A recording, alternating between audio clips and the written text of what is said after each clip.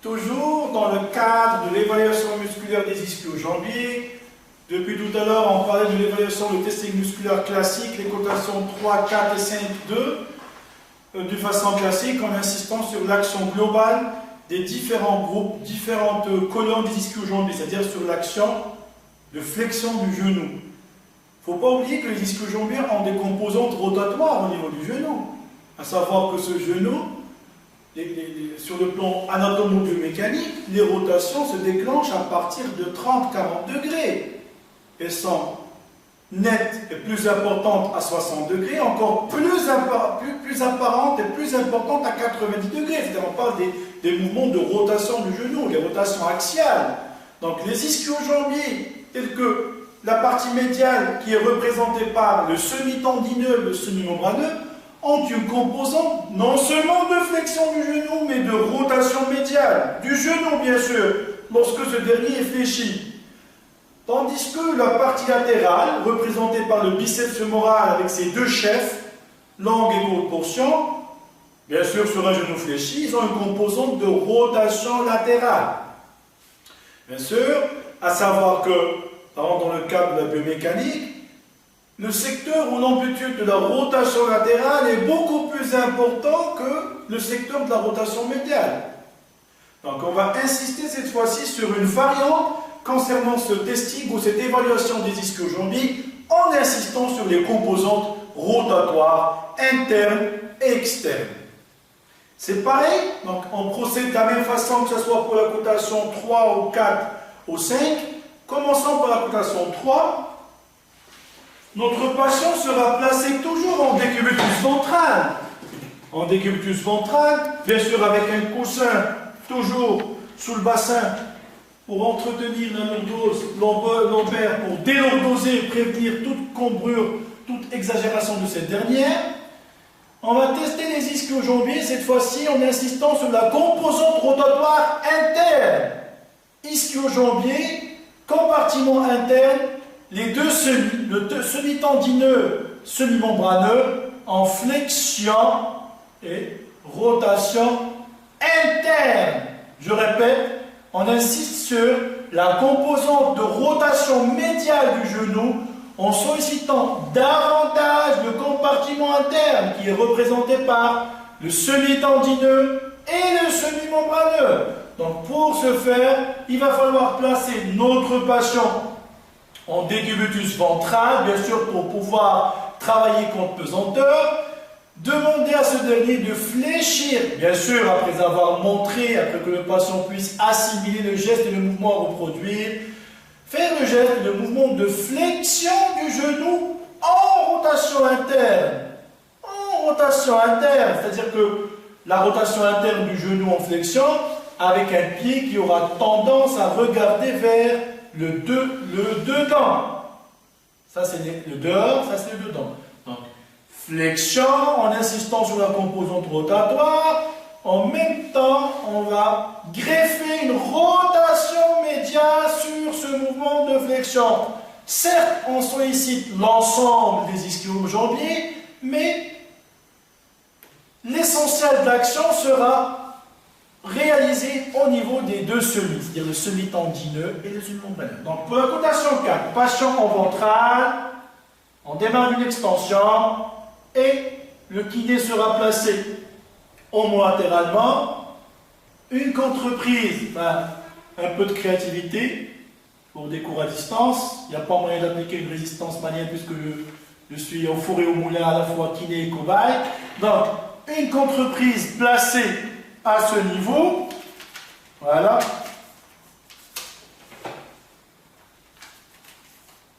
Voilà. Une main qui va faire office de contreprise pour éviter toute compensation par surélévation du segment fémoral. Et bien sûr, le kiné sera forcément placé homo-latéralement. Flexion, rotation médiale, tout en maintenant le segment fémoral plaqué contre le plan de travail. Éviter toute compensation. Voilà. Je fixe. Et on part d'une flexion. Regardez la rotation médiale, observez bien. En rotation médiale. Pour la composante rotatoire externe. Pour la composante rotatoire externe, qui est dédiée au compartiment ou à la colonne externe, c'est-à-dire le biceps fémoral. C'est pareil que la technique précédente, sauf que cette fois-ci, on va tester sur une flexion du genou associée à une rotation externe. Du genou, bien sûr. Donc, on part d'un genou tendu, on démarre la flexion parce que les rotations du genou n'apparaissent qu'à partir de 30-35 degrés. On ne peut pas parler d'une rotation du genou à 0 ou à 10 ou à 15 degrés, c'est pas possible. Si vous revenez à votre anatomie et à votre biomécanique, vous allez savoir, vous allez retrouver que les rotations n'apparaissent qu'à partir de 30 degrés. On ne va pas rentrer dans le détail biomécanique. Donc en partant d'une flexion, au fur et à mesure que les rotations se démasquent, on insiste, on exagère la rotation et on continue notre trajectoire de flexion en rotation externe. Pour les gens qui ont du mal à retenir, les gens qui ont du mal à différencier entre rotation médiale et latérale du genou, référez-vous à l'orientation et à la direction du pied. Lorsque le pied a tendance à partir vers le dehors, on parle d'une rotation latérale. Lorsque le pied a tendance à regarder, à s'orienter, à se diriger vers le dedans, on est en train de parler d'une rotation interne ou médiale du genou. Je reviens à la rotation externe. Je sollicite surtout le compartiment latéral des ischios, le biceps fémoral, en démarrant d'une extension, je remonte en flexion, remonte, en insistant. Plus je remonte, plus l'amplitude de flexion est importante et plus la rotation sera beaucoup plus apparente. Voilà. Ça, c'est la cotation 3. Quand le patient parvient à faire ce geste en flexion-rotation, que ce soit interne ou externe, on peut dire que les ischio-jambiers, compartiments internes ou externes, sont cotés à 3.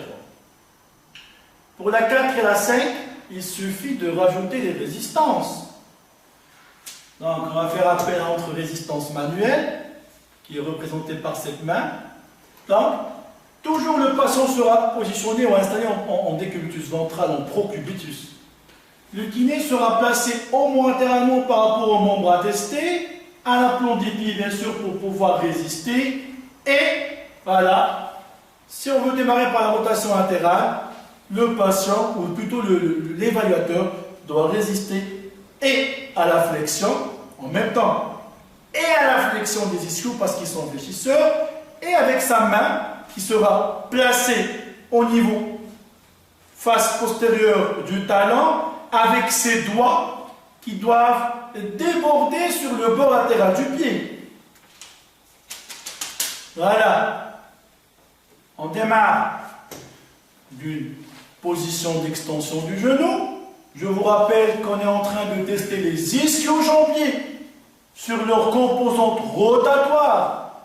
On est en train de parler de la composante rotatoire externe, en faisant appel surtout au biceps fémoral, position de départ en extension, mouvement de flexion, et dès que les mouvements de rotation apparaissent, j'exagère mon mouvement rotatoire externe avec une résistance manuelle de l'évaluateur qui sera positionné face postérieure du talon avec les doigts qui débordent vers le bord externe pour pouvoir résister et à la flexion du genou et à la composante rotatoire externe.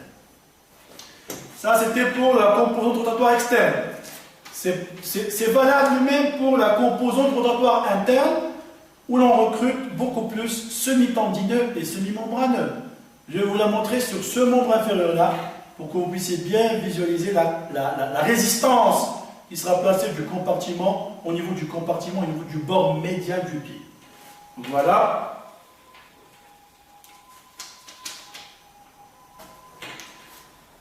Testing, ischio-jambier, cotation 4 et 5 dans leur composante rotatoire interne.